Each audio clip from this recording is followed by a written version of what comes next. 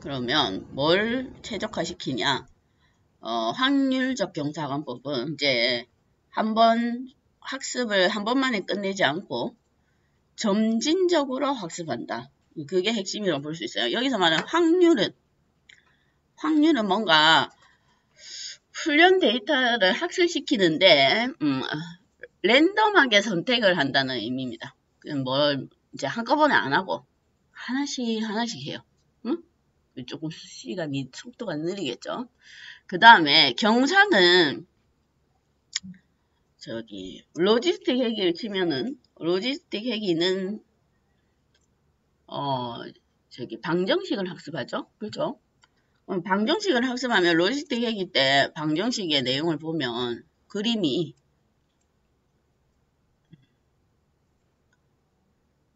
로지스틱 회기가 로지스틱은 방정식을 학습하는 거였어요. 그래서 로지스틱 회기는 그림이 방정식의 그래프를 그려보면 얘가 특성이 많아서 그래프가 없구나. 앞에 선형회기. 어차피 선형회기도 방정식을 학습하는 거였으니까. 요런 방정식을 학습하는 겁니다. 로지스틱회기도. 그렇죠? 그랬을 때 이 방정식을 학습을 하면서 최적의 기울기와 절편을 찾는 게 로지스틱 회기, 그 다음 기타 선형 회기, 학습하는 방정식을 학습하는 회기 알고리즘들의 주 내용이었어요. 그럴 때에 요거 경사는 이런 기울기 값을 얘기하는 거예요. 경사가 졌다 이 말이에요. 물론 요렇게 반비례 방향도 있고 비례 방향도 있지만 일반적으로 비례 방향 생각이 없고 경사가 있다 이렇게 표현을 합니다. 하강은 오차를 줄이는 방식이다 이 말이에요. 그러면 원래 있던 이 로지스틱 회기나 선형 회기 같은 방정식이 아까 그림이 어떻게 요거 얘가 어떤 건지 모르지만 처음에 학습하고 계속 학습을 하면서 얘를 왼쪽으로 기울기를 각도를 올릴지 오른쪽으로 각도를 올릴지를 결정하는 거다 이 말이에요. 응? 최적의 이 기울기 값을 찾으려면 그렇죠? 얘가 처음부터 찾지는 않을 거죠. 학습을 반복해서 요게 처음에는 이제 무작위로 끊는다 이 말입니다. 그렇겠죠? 선을 무작위로 끊는단 말은 방정식을 무작위로 학습해서 기울기와 절편, 상수값을 확인하는데 계속 학습을 반복하면서 왼쪽으로 또 움직여보고 오른쪽으로도 움직여본단 말이에요. 그래서 최적의 스코어가 나오는 기울기하고 절편을 찾아내는 게 확률적 경사관법이다 이 말이에요. 그러면 여기서 말하는 확률적 경사관법이 이 책에 그림이 있던데 얘가 만약에 산에 비유를 했어요. 산에 이제 뭐 하냐면 산에 꼭대기 있다가 내려오는데 이 책은 내려오는데 지름길을 찾습니다. 최적의 지름길을 찾아요. 근데 이 그림에서처럼 만약에 기울기를 크게 하면 그럼 다리가 길이가 길다 보폭이 길단 말이에요. 기울기가 갑자기 45도 각도로 이렇게 해버리면 다리가 긴 사람은 중간에 여기가 지름길이 있는데 지름길을 모르고 지나가 버릴 수가 있다 그 얘기입니다. 그렇죠? 보폭이 길거나 속도가 빨라서 빨리 탁 지나가 버리면 지름길을 못 찾는다 그 얘기예요. 여기서 말한 지름길이 최적의 어떤 스코어 값을 내는 여러가지 기울기라든지 계수값이에요. 그렇겠죠? 그 얘기입니다. 그래서 확률적 경사관법은 뭐냐면 이걸 보폭을 너무 안 크게 하고 조금씩 움직이는 거예요. 그러면서 어디 지름길 방법을 찾는다 이 말이에요. 그럼 조금씩 보폭을 짧게 해서 가다 보면 지름길을 우리가 만날 수가 있겠죠? 그거가 그 얘기입니다. 그림으로 표시를 해놨어요. 그 책에는. 자, 그래서 정확하게 보면은 이제 확률적 경사관법은 앞에는 물론 로지스틱 회기도 반복 학습을 하죠. m2톤과 인수값이 있었죠. 그리고 기본 1000인데 그걸 10,000번으로 늘려가지고 우리가 학습을 했습니다. 근데 그거는 단순하게 반복적으로 학습하는 거고 확률적 경사관법은 이제 원래 훈련 데이터가 있어요. 훈련 데이터를 한 개씩 끄집어냅니다. 한 개씩. 응? 훈련 데이터가 있는 걸 한 개 끄집어내서 뭘로? 로지스틱 회기로 돌린단 말이에요. 예를 들면 로지스틱 회기를 돌려서 뭔가 오차값이라든지 뭔가 수치값을 확인을 하겠죠. 뭐 보통 방정식을 계산하면 기울기하고 개수가 나타나니까 그렇죠. 방정식 계산하다 보면 기울기 개수를 찾잖아요. 그걸 가지고 오차를 확인을 한다 이 말이에요. 실제 타겟값하고 맞는가 안 맞는가 확인을 합니다. 그러고 나서 또 한 바퀴 돌려서 또 뭐 한 개 끄집어내서 뭘로? 예를 들면 확률적 경사하강법이 아까 그리드 서치나 랜덤 서치처럼 어떤 알고리즘 아니라 했습니다. 그럼 그리드 서치에 보면 우리가 첫 번째 인수값이 뭐가? 결정트리든 노리스트 핵이든 블루 알고리즘을 넣죠. 그래서 얘도 마찬가지예요. 확률적 경사하강법을 돌릴 수 있는 알고리즘이 대표적인 알고리즘들이 있습니다. 그럼 그 알고리즘을 이용해서 얘가 찾아간다 이 말이에요. 그런데 한꺼번에 한 번에 싹 찾는 게 아니고 얘는 뭐 데이터를 한 개씩 끄집어내서 뭐가 방정식을 학습한 다음에 예를 들어서 로이스트 회기 방법을 사용한다 치면 방정식을 학습한 다음에 기울기를 찾고 개수를 찾고 그걸 이용해서 뭔가 수치값을 찾는다 이 말이에요. 스코어를 측정하든지 해서 그 다음에 또 하나 끄집어내서 로이스트 회기 돌려서 계산해서 오차라든지 수치값을 확인하고 그러니까 하나씩 끄집어내서 훈련을 시킨다 이 말이에요. 그래서 확률적 경사하강법이 뭐냐면 점진적으로 찾아나간다. 점진적으로 조금씩 움직인단 말이에요. 그럼 데이터를 하나씩 끄집어내서 학습하면 진짜 조금씩 학습을 하는 거죠. 그렇죠? 완전히 뭐라 해야 되지?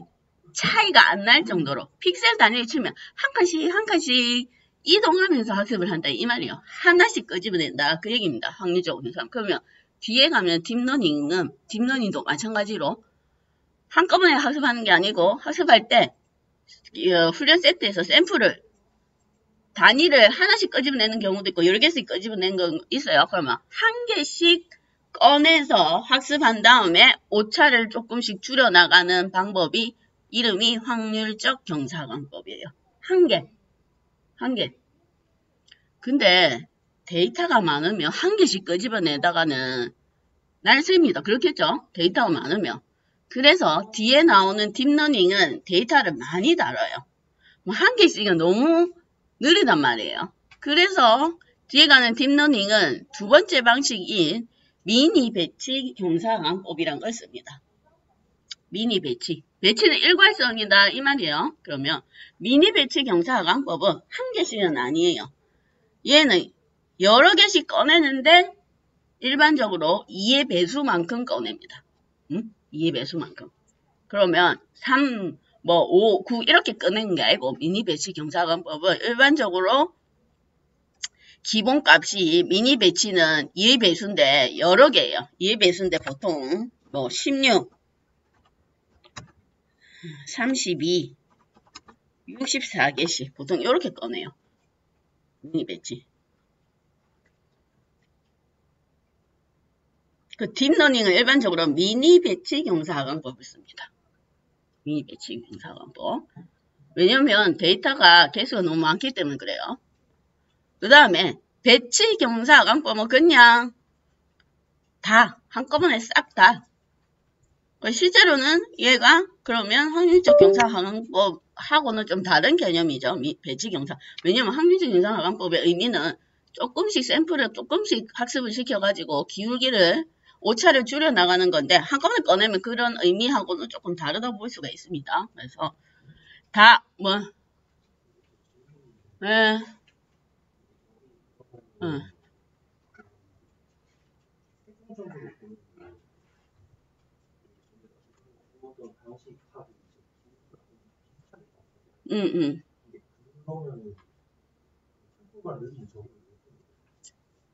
속도가 느린 걸 왜 쓰냐고?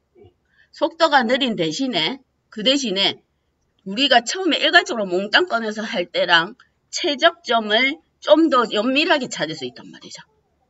한 개씩 꺼내니까 아까 얘기했잖아. 한 개씩 꺼내니까 우리가 원래 하던 건 한꺼번에 학습을 시킵니다. 데이터를. 그렇죠? 그럼 이게 보폭이 길단 말이야. 근데 지금은 한 개씩이니까 한 걸음씩 옮겨가면서 최적점을 찾는 거예요. 그게 속도는 느린데 정확도라든지 우리가 여러 가지 성능을 조금 더 발휘하든지 아니면 뭐 알고리즘이 조금 최적화된 뭔가 성능 수치를 발휘하게끔 찾는 거다. 이 말 시간 당연히 많이 걸리죠. 한꺼번에 싹 일괄 학습시키는 거 하고 얘는 한 개씩이니까. 데이터에 따라서 그러면 그거는 데이터의 종류에 따라서 다를 수가 있습니다. 만약에 데이터가 우리가 지금 하는 학습 데이터는 굳이 확률적 경사 데이터는 확률적 경사강법 안 하고 그냥 일반 로지스틱을 써도 됩니다. 한꺼번에 싹 밀어놓고 구해도 된다고 일반적으로 분류가 잘 돼 있고 그런 것들은. 근데 데이터가 많고 분류가 복잡한 것들은 확률적 경사강법으로 좀 더 성능을 높일 수가 있다 이 말이에요. 데이터에 따라서 달라요. 그러면 누가 로지스틱 회계는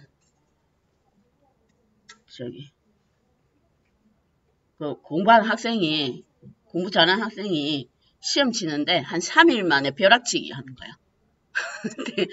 벼락치기고 확률적 경사강법은 조금 못하는 학생, 떨어지는 학생이 좀 꾸준히 하루에 조금씩 뭐가 나은지는 몰라요. 그 시험의 종류와 범위와 그런 거에 따라서 다를 수가 있습니다. 뭐가 낫다고 볼 수 없잖아. 어떤 사람은 벼락치기가 맞는 사람이 있고 어떤 사람은 꾸준히 하루에 짧게라도 한 30분이라도 조금씩 하는 게 맞는 사람도 있고 다르니까 데이터에 따라서 어떤 수치가 나올지는 모릅니다. 이런 방식도 있다 이 말이에요. 그럼 실제로 책에 있는 얘 또 할 때 예제로 또 고기 한 번 더 나와요. 물고기 돌려보면은 로지스틱 회계보다 스코어가 안 높습니다. 안 높아요. 자, 그게 한 개씩 끄집어내서 조금씩 그 대신 자세하게 찾는다 이 말. 자세하게. 자, 그게 확률적 경사강법. 그러면 중요한 게 이제 용어가 있어요. 용어가. 자, 훈련 세트를 가지고 샘플을 한 개씩 끄집어내서 학습을 해서 오차를 줄이는 방향으로 반복을 싹 해서 훈련 세트 한 개가 싹 비었어요. 샘플이 만약에 샘플 데이터가 10개 있다 치면 한 개씩 끄집어내서 10번 싹 돌렸단 말이에요. 그걸 단위를 훈련 세트를 학습에 다 이용한 단위 한 번을 1에포크로 합니다. 에포크. 1에포크. 훈련 데이터를 한번 다 이용한 거. 1에포크. 그게 에포크다 이 말이에요. 그러면 기본적으로 확률적 경사강법의 에포크는 100번입니다. 100번. 그러니까 한 개씩 끄집어내는데 그걸 훈련 세트 하나를 한 개씩 끄집어내서 훈련을 시켜서 값을 오차를 또 찾고 그걸 다시 반복적으로 기본 100번 한단 말이에요. 시간이 많이 걸린다 이 말입니다. 시간이 많이 걸린다. 자, 그게 확률적 경사강법의 일반적인 내용입니다. 뒤에 딥러닝은 확률적 경사강법 아니고 미니배치 경사강법을 씁니다. 딥러닝은. 그건 나중에 할 때 할 거예요. 그 다음에 그러면 얘는 어떤 식으로 찾아 나가냐? 데이터를. 그럴 때 책에 보면 용어가 있는데 우리가 어떤 알고리즘이 우리가 여태까지 했던 알고리즘을 보면은 로지스틱, 회계 분류 알고리즘도 있고, 그렇죠? 우리가 알고리즘을 보면 분류가 있었고, 대표적으로 예측을 이름을 우리가 회계 알고리즘이라고 했습니다. 이제 분류는 확률로 분류를 해죠. 0 아니면 1, 이진 분류 같은 거, 그죠? 그게 중에 한 개, 이렇게 분류하거나, 아니면 다중 분류가 있었어요. 분류는 이진 분류가 있고, 그 다음 다중 분류. 근데 회계는 스코어가 없다고 했죠. 그럼 얘네들은 분류는 이게 잘 됐는가? 이 알고리즘이 이 데이터가 학습을 잘 시켰는지 안 시켰는지 우리가 판단할 수 있는 게 스코어였습니다. 그죠? 그걸 정확도로 했어요. 분류에서는. 그죠? 정확도. 그래서 좋은 정확도를 찾기 위해서 여러 가지 인수값들을 어떤 게 좋은지 계속적으로 반복적으로 학습을 시켜서 그죠? 거기에 필요한 인수값이 뭐가 될 때 스코어가 제일 좋은가 이걸로 판단을 했습니다. 그렇죠? 그걸 이제 기본 우리가 여태까지 배운 거는 얘가 좋냐 나쁘냐 이 알고리즘이 이 데이터가 분류하는데 적합한지 그걸 확인하는 측정 수치가 정확도였습니다. 분류는 그렇죠. 근데 비지도 학습은 그 스코어가 없었죠. 타겟이 없기 때문에 측정을 못하기 때문에 그 다음에 예측도 우리가 회계에 선형 회계 같은 것도 스코어가 있었긴 있었어요. 그렇죠? 스코어가 있으시 얘도 스코어가 있긴 있는데 얘를 이름을 결정계수라 했습니다. 결정계수 그렇죠? 얘도 뭔가 스코어가 있긴 한데 여기 앞에 분류에서 말하는 그 정확도는 아니고 뭔가 타겟가의 오차 정도 오차가 얼마만큼 있는가 없는가 그 얘기였어요. 그걸 결정계수 R2 이렇게 얘기했어요. 어쨌든 지금 현재 우리가 했던 알고리즘들의 성능 측정 도구는 스코어예요. 정확도란 말이에요. 그러니까 얘네들이 핵이든 분류든 정확도는 뭐냐? 얘가 성능 측정의 도구입니다. 수치.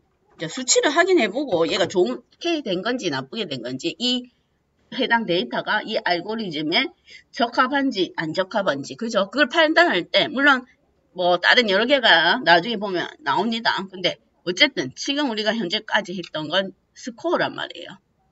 얘는 알고리즘을 싹 돌리고 학습을 다 시켜놓고 마지막에 보는 결과예요.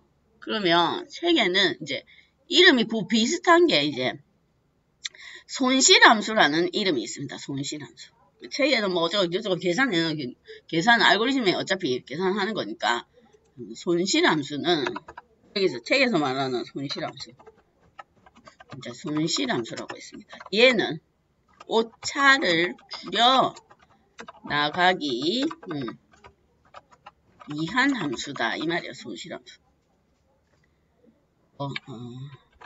최적화를 위한 수치다 이 말입니다. 두 개가 용도가 다르다 이 말이에요. 어떤 학생들은 그 손실함수하고 정확도 측정할 때에 그 함수하고 정확도하고 헷갈리는데 최적화를 하기 위해서 얘가 방정식을 계산해서 우리가 어떤 최적의 기울기, 절편, 계수, 상수를 찾는 과정이죠. 그럴 때에 함수 계산학원법이니까 한 개씩 끄집어낸다 했습니다. 첫 번째 한 개 끄집어내고 두 번째 한 개 끄집어내고 그럴 때에 앞에 거와 뒤에 거에 오차를 찾는 뭐가 있어야 되겠죠. 그렇죠? 그게 손실함수다 이 말이에요. 오차를 찾기 위해서 사용하는 게 손실함수다. 그러면 분명히 우리가 로지스틱 회계를 돌리던 선형 회계를 돌리던 스코어가 있는데 왜 손실함수를 따로 사용하냐? 스코어를 측정을 해볼 수가 있잖아요. 스코어가 좋으면은 얘가 뭐가 잘 됐다, 안 됐다 판단을 할 수가 있는데 왜 스코어를 사용 안 하고 손실함수라는 또 다른 함수를 사용하는지 거기에 대해서는 책에 이제 극단적으로 예를 들어 있는데 얘가 요거예요. 만약에 데이터가 극단적으로 4개입니다. 극단적으로 데이터가 4개야. 데이터가 4개인데 이진 분류라고 칠게요. 그냥 들으세요. 손실함수가 있다. 요것만 알고 있습니다. 그러면 데이터가 4개인데 이진 분류. 그러면 데이터가 만약에 책에처럼 요런 형태의 데이터가 있어요. 데이터가 2개인데 이진 분류구나. 첫 번째 거 원래 타겟 값은 요 그림처럼 1, 1, 0, 0입니다. 그죠? 원래 타겟 값은 1, 1, 0, 0. 원래 타이트에서 1100인데 그림에서처럼 1001 이렇게 되네. 1001.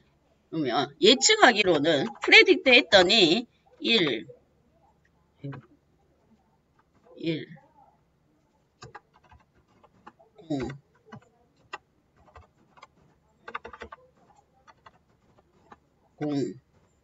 1001 이렇게 맞췄다고 예를 들면 그쵸? 1001 그러면 얘는 맞고 얘는 틀리고 얘 틀리고 몇 프로? 4번 중에 한 번만 딱 맞았네요. 그 정확도가 25%네요. 그렇죠? 4번 중에 한 번만 맞았어요. 정확도 25%죠. 만약에 극단적으로 데이터가 작다고 쳤을 때 응? 정확도 스코어가 이 그림에서는 스코어가 25%다 이 말이에요. 그렇겠죠? 만약에 데이터가 이런 식으로 있다고 쳤을 때 이진분류 극단적인 예입니다. 극단적인 예. 그럼 만약에 데이터가 4개면 나올 스코어 값이 안 맞췄을 때 0%, 한 개 맞췄을 때 25%, 반 개 맞췄을 때 50%, 그 다음에는 25%, 다 맞추면 100%. 스코어는 그렇게 생겼다 이 말이에요. 스코어가.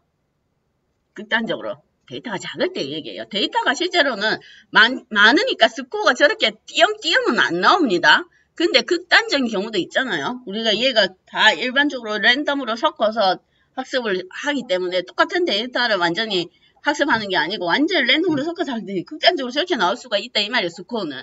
그러면 스코어가 0부터 100까지의 띄엄띄엄 있다 이 말이에요. 수치가 연속적이지 않아서 평가가 어렵다 이 말이에요. 그 얘기가 그래서 필요한 게 뭐가 책에서는 이게 산이 듬성듬성하면 아까 사람이 최적길 찾다가 이 듬성듬성 중간에 지금 왜 얘 스코어가 0, 25, 70, 50, 75, 100 중간중간에 비죠? 그러면 책에서는 그림이 산을 내려오다가 요 구멍이 빠질 수 있다 이 말입니다. 못 찾고. 그럼 뭐가 연속적인 수치여야 된다. 그렇죠? 그래야 정확하게 오차를 측정하고 최적을 시킬 수 있다. 그 얘기예요. 그래서 그걸 책에서는 미분 가능한 수치로 만들어야 된다. 이렇게 얘기합니다. 미분 가능한 수치. 그래서 필요한 게 따로 만든 게 이제 손실함수다. 이 얘기입니다. 손실함수. 그러니까 손실함수하고 스코어하고 다른 거예요. 스코어는 다 만들고 나서 알고리즘 돌리고 나서 우리가 이 알고리즘 이 데이터에 맞다 안 맞다 평가할 때 스코어를 보고 우리가 지금 평가를 하죠. 어떤 알고리즘은 90% 나오고 어떤 알고리즘은 70% 나오면 90% 나오는 알고리즘을 선택을 해야 됩니다. 그렇죠. 그거 용도고 손실함수는 얘가 학습을 하면서 최적의 값을 찾기 위해서 필요한 오차를 줄여나가는데 필요한 함수다 이 말입니다. 용도가 다르다. 그랬을 때 손실함수가 이진분류는 로지스틱 손실함수입니다. 이름이. 응? 이진분류는 이름이 로지스틱 손실함수예요. 여기 있습니다. 이진분류. 어떤 다른 책에는 그걸 이진 크로스 엔트로피 함수 이렇게도 부릅니다. 손실함수가. 손실함수. 이름이 그래요. 손실함수.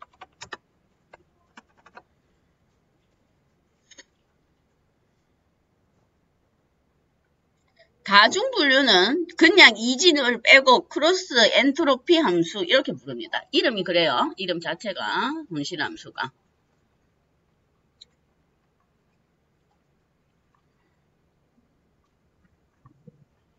그러면 이진분류는 이제 로지스틱 손실함수 이진 크로스 엔트로피라 부르고 다중분류는 크로스 엔트로피 함수다. 이렇게 불러요.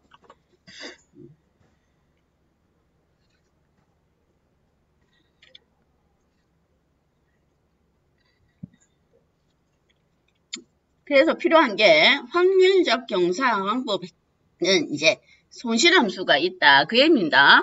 로지스틱에는 우리가 로지스틱 얘기에 무슨 함수가 있었죠? 시그모이드 함수. 응? 시그모이드 함수는 방정식 값이 계산했는데 그게 마이너스랑 이 값이 나오니까 원래 우리가 분류하는 확률은 0부터 1 사이 사이인데 그쵸? 방정식 G값 계산하면은 마이너스도 나오니까 그걸 확률로 변환해주는 건 로지스틱 회귀의 시그모이드 함수입니다. 시그모이드 함수.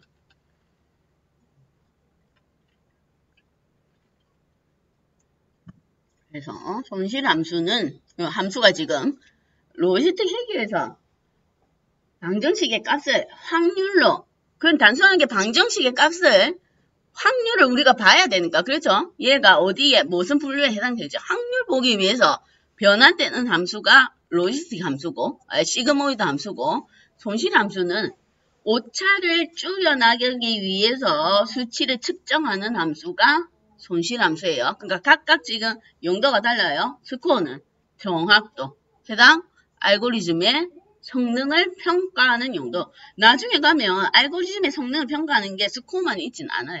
또 다른 걸 평가하겠죠. 단순하게 스코어만 보진 않습니다. 그게 로지스틱, 지금 현재 하고 있는 확률적 경사하강법이다. 이 얘기였어요. 확률적 경사하강법. 자, 그러면 확률적 경사하강법의 방법을 한번 봅시다. 방법이 아니고 저기 어디 코드를 한번 보죠. 자, 확률적 경사하강법은 자, 패키지를 보면은 리니어 모델에 있는 패키지가 이름이 리니어 모델. 그러니까 리니어 모델에 있었던 게 선형획이 있었죠. 그 리니어 모델 패키지의 이름이 SGD 클래스파이어입니다. SGD 클래스파이어. 얘 이름 뭐냐면 스타캐스틱 그레디언트 디센트 클래스파이어. 그러니까 확률적 경사하강법이다 이 말이에요. 그레디언트가 팍 이렇게 뭐가 일괄적으로 팍 바뀌는 게 아니죠. 그레디언트는 점진적이라는 의미가 있습니다. 그죠? 그러니까 점진적으로 하나씩 샘플을 이용해서 조금씩 사용한다 그 얘기입니다.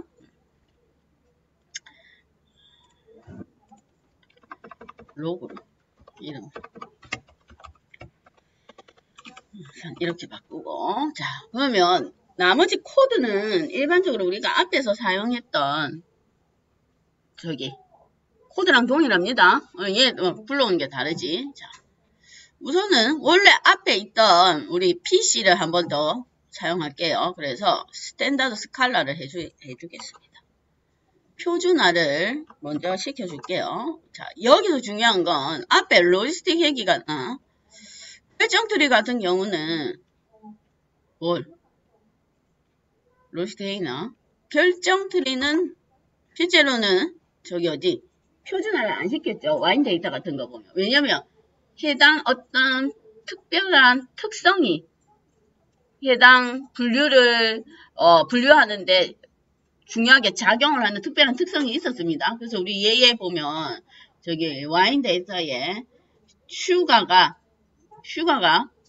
화이트 와인인지 뭐 레드 와인인지를 결정짓는 중요한 특성 중에 하나였어요. 근데 표준화를 시켜버리면 걔가 마이너스로 되죠. 그럼 마이너스로 돼버리면 우리가 이해하기는 힘들어요. 물론 인공지능은 마이너스든 뭔지 걔가 레드 와인인지 화이트 와인인지를 모르니까 당연히 수치값으로 판단하기 때문에 표준화를 하든 안 하든 크게 차이가 없었지만 일반적으로 우리가 그 결정트리의 틀이 그래프 보고 판단할 때 이해하기 위해서는 슈가가 뭐 8점 몇 프로 8.2 이상이고 그 다음에 뭐 pH가 뭐고 1대 얘가 레드 와인이고 화이트 와인이라는 우리가 이해하기 위해서는 굳이 표준화를 시킬 필요가 없다 이 말이었어요. 결정트리에서는. 그렇죠?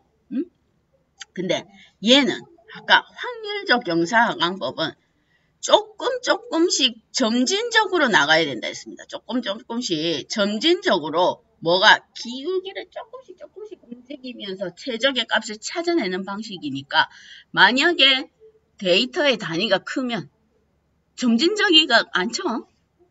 데이터가 단위가 커버리면 스케일 조정을 안 하면 만약에 우리 물고기처럼 갑자기 데이터가 그램 수가 100에서 막 150g, 50g씩 가면 그게 50g이 점진적이지가 않단 말이에요. 표준화를 시킨 데이터하고 표준화 안 시킨 데이터하고 보면은 차이가 많이 난단 말이에요. 그죠? 첫 번째 데이터가 50g이었어. 두 번째 데이터가 100g이야. 그걸 어쨌든 로지스틱 회기로 되면 방정식으로 계산할 거죠. 그렇죠? 그럼 그 값이 방정식에 나온 결과값이하고 표준화시킨 소수점 자릿수로 만든 애하고 결과를 계산했을 때 결과값이 차이가 범위가 너무 크단 말이에요. 첫 번째 데이터가 두 번째 데이터가. 그렇죠? 그럼 이게 아까는 얘가 원래 의미는 확률적 경사관법은 한 개씩 끄집어내서 기울기를 조금씩 줄여나가는 목적인데 데이터 자체가 또 커버리면 기울기를 조금씩이 안 된다 이 말입니다. 물론 얘는 자체의 기울기는 조금이지만 데이터가 차이가 많이 나니까 데이터의 수치값이. 그래서 확률적 경사관법은 반드시 표준화가 필요하다. 데이터의 스케일이 작아야 된다 이 말이에요. 그래야 점진적 조금씩이 되죠. 데이터 자체가 커버리면 방법이 점진적이라도 수치값이 이미 커져 보기 때문에 점진적이가 될 수가 없습니다. 오케이? 반장님? 안 오케이? 뭘?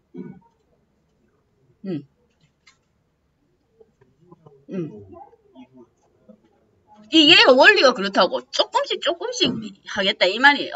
응? 조금씩 이동하겠다 이 말입니다. 원래 목적이. 근데 데이터가 스케일이 커져버리면 결과 수치가 이미 크잖아. 첫 번째 데이터하고 두 번째 데이터가. 응? 첫 번째 아까 샘플 한 개씩 한다 했죠. 샘플 한 개의 결과값하고 샘플 그 다음 결과값이 갭이 크다고. 물론 비율로 따지면 스케일 조정한 거를 그걸 퍼센테이지로 따지면 동일하지만 계산된 수치값의 크기가 단위가 다르죠. 첫 번째 왜냐면 한꺼번에 얘가 일괄적으로 싹 하는 게 아니고 첫 번째 한 개 학습하고 뒤에 거 두 개 학습해서 비교를 해가지고 조금씩 찾아 나가는 방식인데 데이터의 수치가 100 했다가 갑자기 200 하면은 100 차이랑 0.1하고 0.2는 0.1 차이랑은 뭐가 점진적이냐면 0.1 차이니까 더 점진적이죠.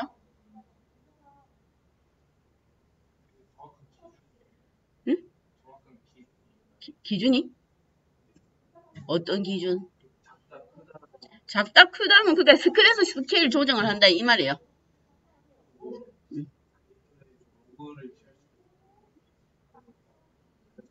아니 우리 수치 지금 현재 물고기 데이터죠. 물고기 데이터 수치를 보면은 크잖아.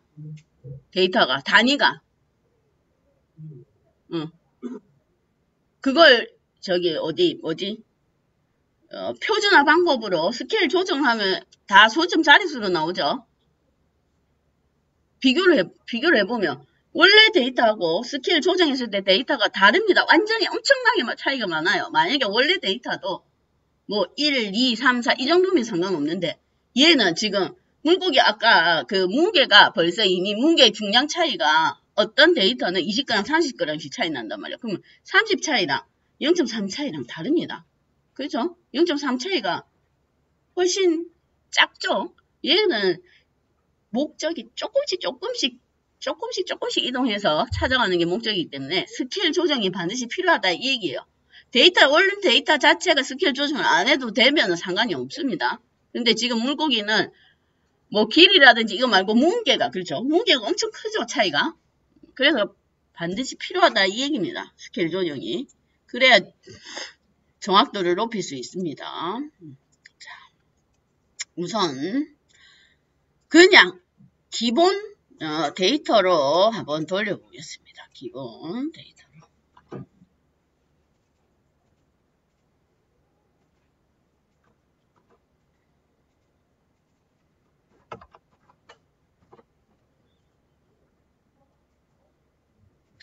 자, 이름이 생성자 함수 이름이 SGD 클래스파이어예요. 자, 첫 번째 인수값은 손실함수를 적어야 됩니다. 손실함수. 자, 우리가 방금 전에 로지스틱 손실함수를 사용한다고 했죠. 그래서 이름이 로그 언더바 로스 이렇게 됩니다. 로그 언더바 로스. 원래 예전 버전은 그냥 로스만 적으면 되는데 로스가 앞에 있는 인수명이랑 동일해서 지금 현재 최신 파이썬이 3.9인가 3.10부터는 로그 언더바 로스라고 적어야 돼요. 그 옛날 버전이나 옛날 책에 보면 한 번씩 그냥 이게 로그 언더바 로스 안 되고 로스 돼 있는 데가 많습니다. 코드가. 그게 지금 최신 버전은 에러가 나요. 그래서 로그 언더바 로스 하면 로지스틱 손실함수를 사용하겠다 이 말입니다. 손실함수로. 그러면 선생님 손실함수 인수값이 있는 거 보니까 손실함수 종류가 많은가 봐요. 그렇겠죠? 그렇죠? 손실함수도 다른 종류의 손실함수가 있습니다. 지금 현재는 로지스틱 손실함수, 로고 언더바 로스, 그 다음에 기본 에포크가 있습니다. 아까 훈련 세트를 하나씩 끄집어내서 다 한번 다 사용하면 그게 1에포크라고 했죠. 1에포크, 단위가 1에포크예요. 그게 이름이, 인수값 이름이 뭐냐면 맥스 언더바 이터입니다. 맥스 언더바 이터.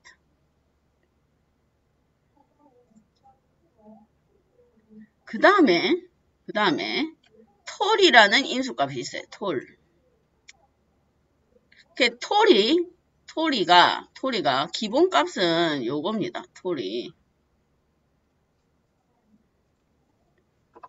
톨이가 뭐냐면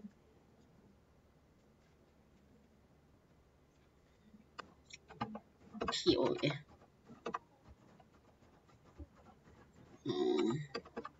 톨이 기본이 0.001 기본값.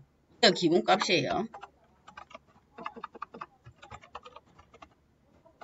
얘가 자 맥스 히터가 에포크 횟수라 했어요. 그럼 톨이가 0.001이 기본값인데 얘가 1 에포크를 돌렸어요. 지금 현재 제가 에포크 횟수를 10번 줬어요. 1 에포크를 돌려요. 그럼 첫 번째 1 에포크 돌려서 스코어를 측정해 봅니다. 그리고 두 번째 에포크를 돌렸어. 근데 지금 맥스 히터 에포크 값은 10번이에요. 근데 두 번째 에포크를 돌리고 세 번째까지 돌려요. 그랬는데 에포크를 눌려도 0.001 이상 스코어가 향상이 안 되면 그 자리에서 그냥 종료하겠다 이 말입니다. 응? 요것만큼 톨 수치만큼 두 번 이상 한 번으로는 좀 측정하기가 힘들죠. 한 번은 어쩌다 보니 성능이 안 나올 수 있으니까. 근데 두 번 이상 0.01 이상 향상 안 되면 에포크가 10번인데 한 세 번째부터 했는데 네 번째, 다섯 번째까지도 0.01 이상 스코어가 안 높아졌어. 그러면 얘가 더 이상 성능 향상이 안 되겠구나 싶어서 그냥 끝. 맥스 히터가 10번이라도 10번까지 안 간다 이 말이에요. 그래서 이걸 보통 그러니까 2회 이상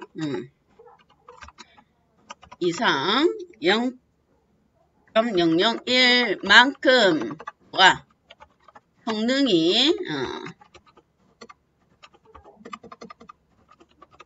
향상되지 않으면 종료된다 이 말입니다. 이걸 그래서 조기 종료라 해요.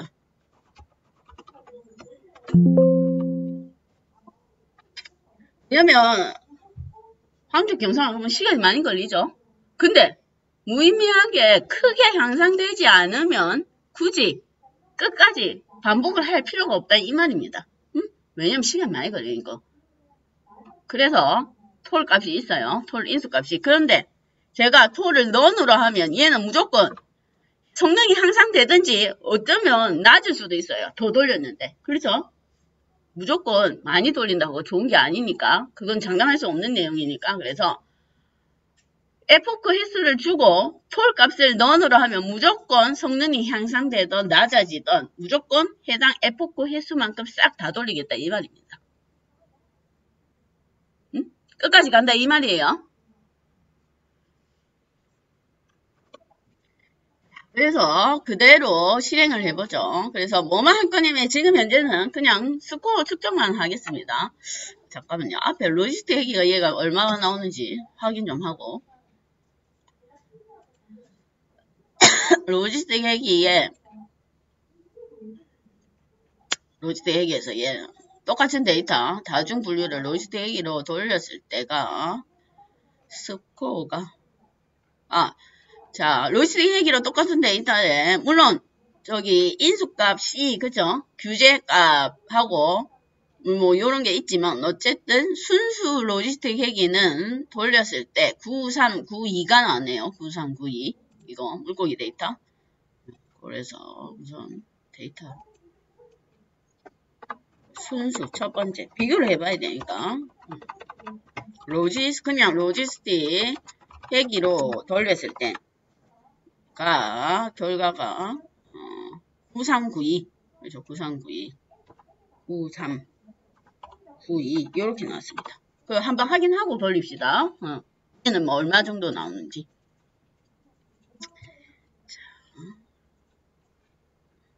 그래서 끝까지 무조건 맥스 이터를 10개만큼 돌리겠다. 이 말이에요. 맥스 이터. 그냥 10번 돌려볼게요. 최근에는 몇 번 돌렸지?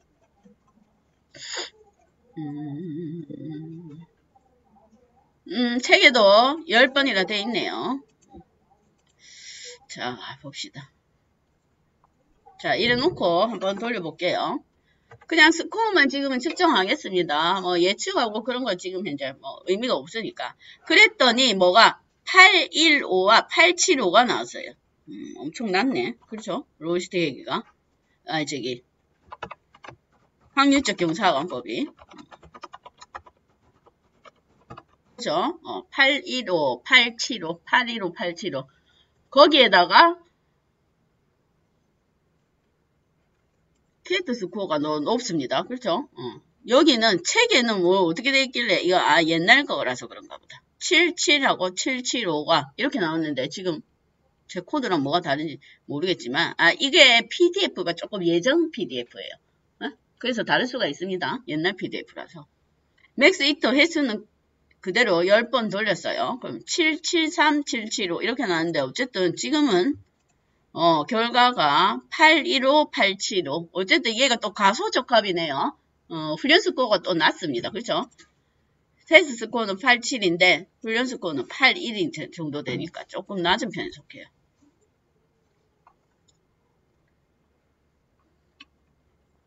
자, 우선 이렇게 해놓고 그 다음에 그런데 여기 보면 아까 우리가 확률적 경사관법을 또 쓰는 이유가 있습니다.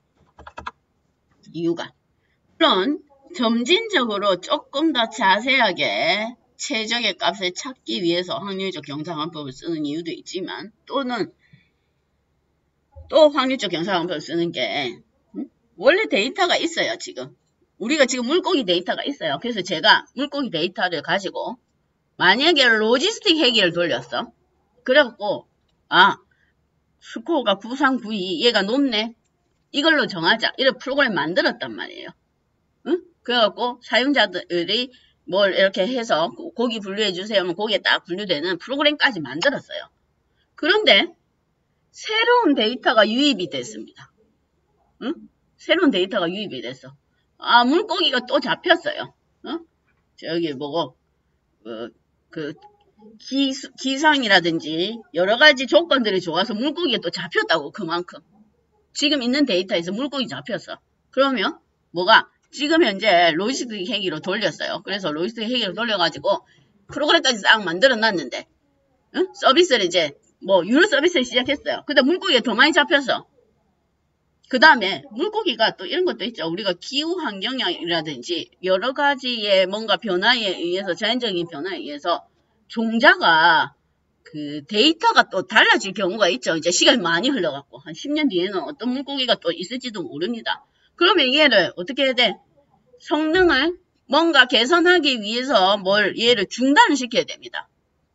서비스는 계속 하는데 다시 새로운 물고기 데이터를 추가해가지고 그렇죠? 추가하든지 아니면 기존에 있던 데이터는 없애고 새로운 데이터만 하든지 두 가지 방법 중에 하나를 선택해야 되겠죠. 합치든지 기존의 거는 버리고 새로운 걸 갖고 오든지 또 이 데이터에 맞게끔 알고리즘을 찾아야 되겠죠. 변화된 데이터는 현재 알고리즘이 안 맞을 수도 있어요. 응? 그러면 알고리즘 맞는데 인수값이 안 맞을 수가 있어. 성능이 새로운 데이터 유입이 새로운 물고기 데이터를 했더니 성능이 낮아졌어요.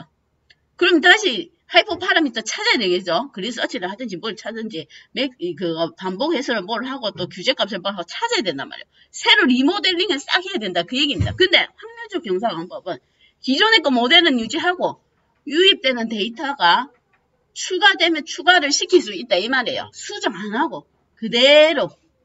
왜? 원래 이 자체가 점진적이다 이 말입니다. 그래서 책에 나온 내용이 피트 중에서 SGD 클래스파이어는 파티셜 핏이 있어요. 기존의 모델의 여러 가지 조건들은 그대로 딱 사용하는데 데이터만 추가적으로 다시 추가해갖고 훈련을 시킬 수 있다 이 말이에요. 그게 파티션 언더바 핏입니다. 그러면 얘가 로지텍이나 이런 건 없어요. 확률적 경상원법은 있는 거예요. 추가로 넣을 수가 있단 말이에요. 추가. 뭐 어펜드 시킬 수가 있다 이 말입니다. 기존의 모델들은 갈아엎어야 돼. 새로 해봐야 돼요. 그게 확률적 경상원법을 이용하는 또 다른 이유다 이 말이에요. 그러면 뭔가 새로운 데이터가 유입되는 내가 그런 게 자주 일어난다. 그럼 만약에 10년에 한 번씩 데이터가 바뀔 거면 새로 만들어도 됩니다. 어차피 프로그램도 오래됐고 하니까 리뉴얼 싹 해야 되지만 그게 아니고 자주 뭐가 업데이트 되는 데이터가 있겠죠. 뭐 신상품이 들어온다든지 뭘 어떻게 한다든지 자주 유입돼. 일주일에 한 번씩 데이터가 추가돼. 일주일에 한 번 새로 싹 갈아엎을 수 없으니까 파티션 핀만 해준다 이 말이에요. 그런 것들은. 그래서 데이터의 유형과 업데이트되는 주기에 따라서 확률적 경상원법을 유리할 수도 있다 이 얘기입니다. 조금 이따가 다시 봅시다.